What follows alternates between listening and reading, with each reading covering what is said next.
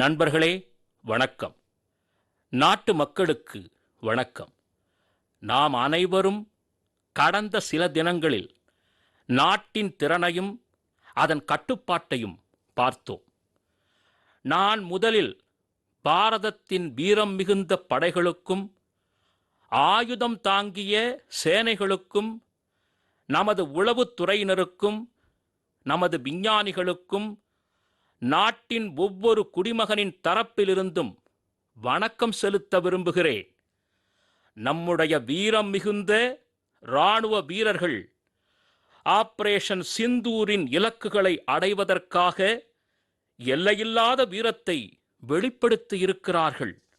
நான் அவர்களது வீரத்திற்கும் துணிச்சலுக்கும் பராக்கிரமத்திற்கும் வணக்கம் செலுத்துகிறேன்.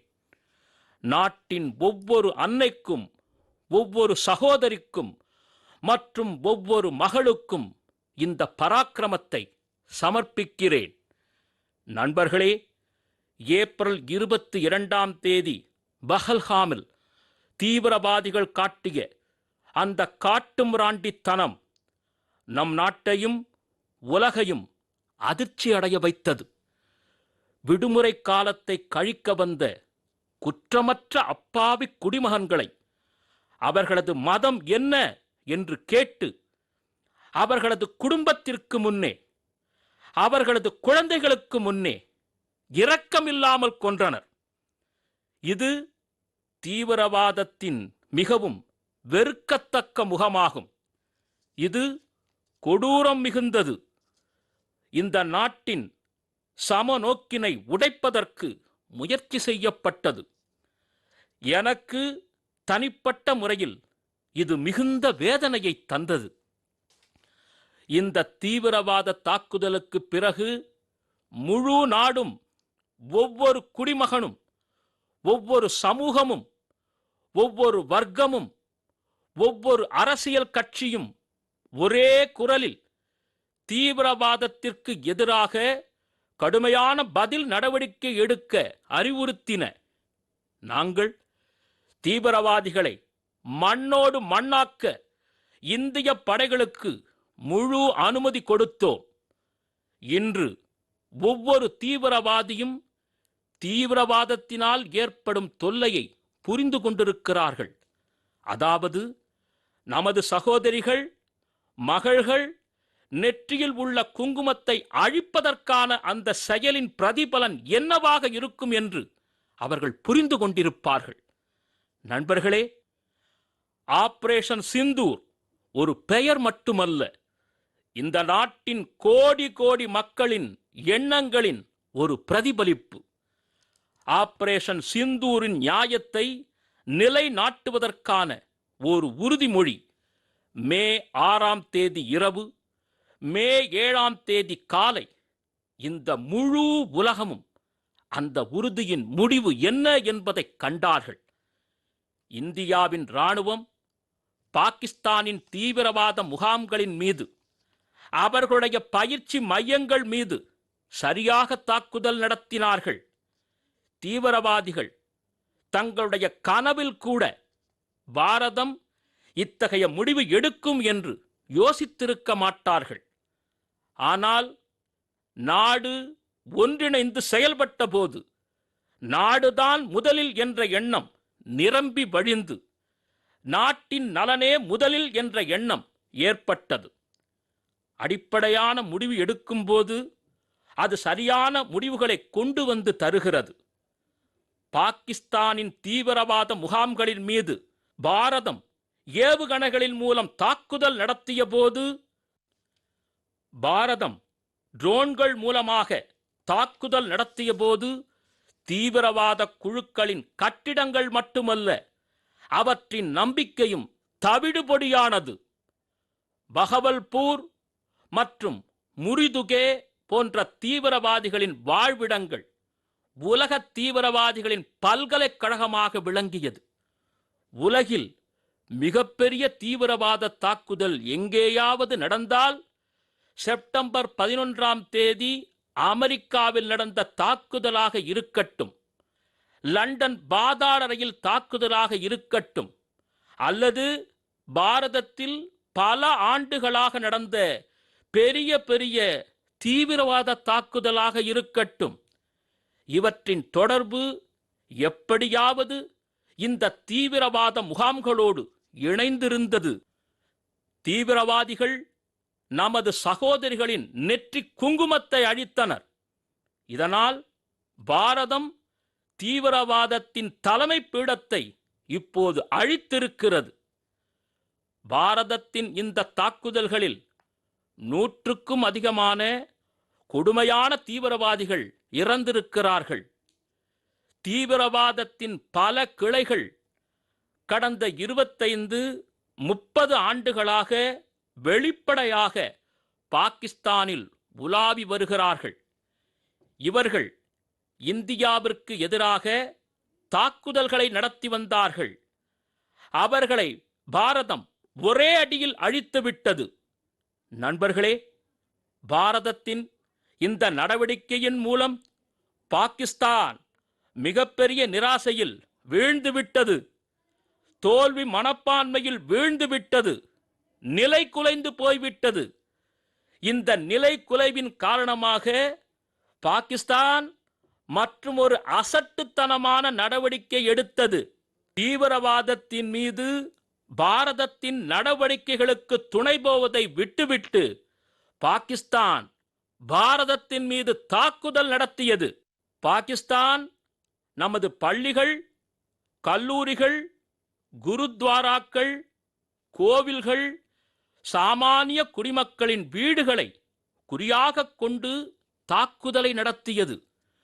பாகிஸ்தான் நம்முடைய இராணுவ முகாம்களை குறிவைத்து தாக்குதல் நடத்தியது. ஆனால் இதில் கூட பாகிஸ்தானின் முகத்திரை கிழிக்கப்பட்டது.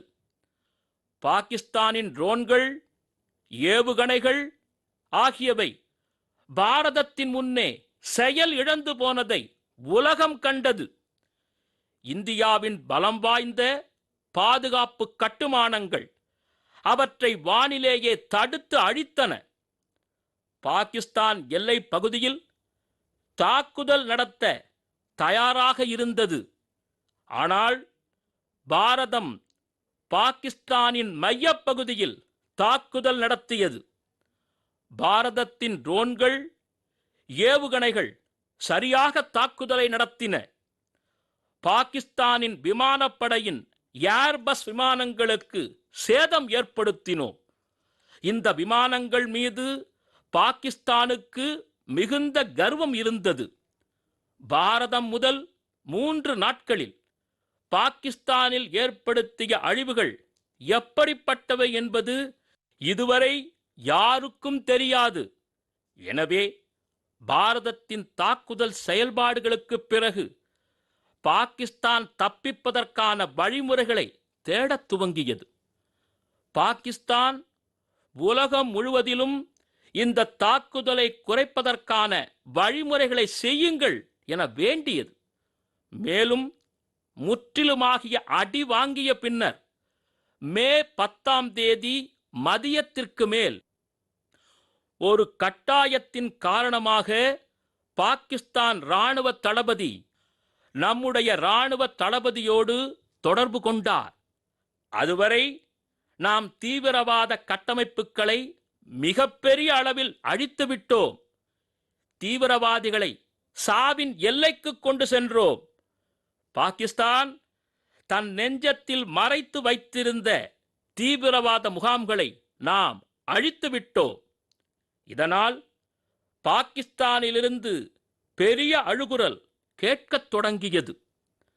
பாகிஸ்தான் தரப்பிலிருந்து இது சொல்லப்பட்ட போது, அதாவது அவர்களது தரப்பிலிருந்து தீவிரவாத தாக்குதலோ அல்லது இராணுவத்தின் மூலம் அசட்டுத்தனமான தாக்குதல்களோ இனிமேல் இருக்காது என்று சொன்னபோது உடனே பாரதம் அதை பற்றி யோசனை செய்தது. நான் மீண்டும் சொல்லுகிறேன், பாகிஸ்தானின் தீவிரவாத இராணுவ முகாம்கள் மீது எங்களுடைய பதிலடி நடவடிக்கைகள் இப்போது சிறிது காலத்திற்கு நிறுத்தப்பட்டிருக்கிறது. வருகிற நாட்களில் பாகிஸ்தானின் ஒவ்வொரு நடவடிக்கையையும் நாங்கள் தீவிரமாக கண்காணிப்போம். அது எந்த மாதிரியான வழிமுறைகளை பின்பற்றுகிறது என்பதை பார்ப்போம். நண்பர்களே, பாரதத்தின் 3 படைகளும், நம்முடைய விமானப்படை, நம்முடைய தரைப்படை, கடற்படை, நம்முடைய எல்லை பாதுகாப்பு படை, பாரதத்தின் துணை இராணுவப்படை அனைத்தும் எப்போதும் தயார் நிலையில் இருக்கின்றன. சர்ஜிக்கல் ஸ்ட்ரைக் மற்றும் வான்வழி தாக்குதலுக்கு பிறகு இப்போது ஆபரேஷன் சிந்தூர் பாரதத்தின் வழிமுறையாகிவிட்டது. ஆபரேஷன் சிந்தூர் தீவிரவாதத்திற்கு எதிராக ஒரு புதிய கோட்டை கிழித்துள்ளது. ஒரு புதிய அளவுகோல், ஒரு புதிய தரக் கட்டுப்பாடு உருவாகி இருக்கிறது. முதலில் பாரதத்தின் மீது தீவிரவாத தாக்குதல் நடந்தால் அதற்கு சரியான பதிலடி கொடுக்கப்படும். நாங்கள் எங்களுடைய வழிமுறையில், எங்களுடைய விதிமுறைகளுக்கு ஏற்ப பதிலடியை தருவோம். தீவிரவாதத்தின் வேர்கள் எங்கெல்லாம் இருக்கின்றனவோ அங்கெல்லாம் சென்று கடுமையான நடவடிக்கை எடுப்போம். இரண்டாவதாக, பாரதம் அணு ஆயுத தாக்குதல் என்ற மிரட்டலையெல்லாம் பொறுத்து கொள்ளாது.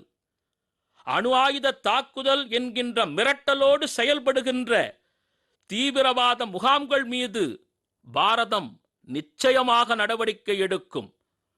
மூன்றாவதாக, தீவிரவாதத்தை ஆதரிக்கும் நாடு மற்றும் தீவிரவாத குழுக்கள் இவற்றை நாங்கள் வேறுபடுத்தி பார்க்கவில்லை. ஆபரேஷன் சிந்தூர் நடவடிக்கையின் மூலம் உலகம் பாகிஸ்தானின் உண்மையான ரூபம் என்ன என்பதை பார்த்திருக்கிறது. கொல்லப்பட்ட தீவிரவாதிகளின் உடல் நல்லடக்கம் செய்யப்பட்ட போது பாகிஸ்தான் இராணுவத்தின் மிகப்பெரிய அதிகாரிகள் அதில் கலந்து கொண்டனர். ஒரு நாட்டால் ஆதரிக்கப்படும் தீவிரவாதத்திற்கு இதைவிட பெரிய சாட்சி என்ன இருக்கிறது? நாங்கள் பாரதம் மற்றும் எங்களுடைய குடிமக்களுக்கு எந்தவிதமான ஆபத்தும் ஏற்படாத வண்ணம் திடமான முடிவுகளை எடுப்போம். நண்பர்களே, யுத்த பூமியில் நாங்கள் ஒவ்வொரு முறையும் பாகிஸ்தானை தவிடு பொடியாக்கி இருக்கிறோம். மேலும் இந்த முறை ஆபரேஷன் சிந்தூர் ஒரு புதிய கோணத்தை சேர்த்திருக்கிறது. நாங்கள் பாலைவனங்கள், மலைகள் மீது எங்களுடைய திறமையை மிக பிரமாதமாக வெளிப்படுத்தி இருக்கிறோம். மேலும் நியூ ஏஜ் வார் பேரில் எங்களது திறமையை காண்பித்திருக்கிறோம்.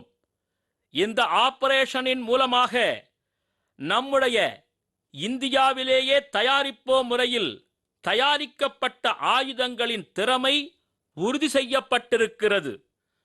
21ஆம் நூற்றாண்டின் போர் முறைகளில் இந்தியாவின் போர் கருவிகள் எப்படி இருக்கின்றன என்பதை இன்று உலகம் பார்த்து கொண்டிருக்கிறது. நண்பர்களே, இந்த மாதிரியான தீவிரவாதத்திற்கு எதிராக நாம் எப்போதும் ஒன்றிணைந்து செயல்பட வேண்டும். நம்முடைய ஒற்றுமை நம்முடைய மிகப்பெரிய சக்தியாகும். உண்மையில் இந்த யுகம் போருக்கானது அல்ல, ஆனால் இந்த யுகம் தீவிரவாதத்திற்கானதும் அல்ல. தீவிரவாதத்திற்கு எதிரான ஜீரோ டாலரன்ஸ் ஒரு நல்ல உலகத்திற்கு உறுதியளிக்கிறது. நண்பர்களே, பாகிஸ்தானின் இராணுவம், பாகிஸ்தானின் ஆட்சி எந்த வகையில் தீவிரவாதத்திற்கு துணை போகின்றதோ அது ஒரு நாள் பாகிஸ்தானை முடிவுக்கு கொண்டு வரும். பாகிஸ்தான் தப்பிக்க வேண்டுமென்றால் தம் நாட்டில் உள்ள தீவிரவாத கட்டமைப்புகளை சுத்தப்படுத்த வேண்டும். இதைத் தவிர அமைதிக்கு வேறு வழியே இல்லை.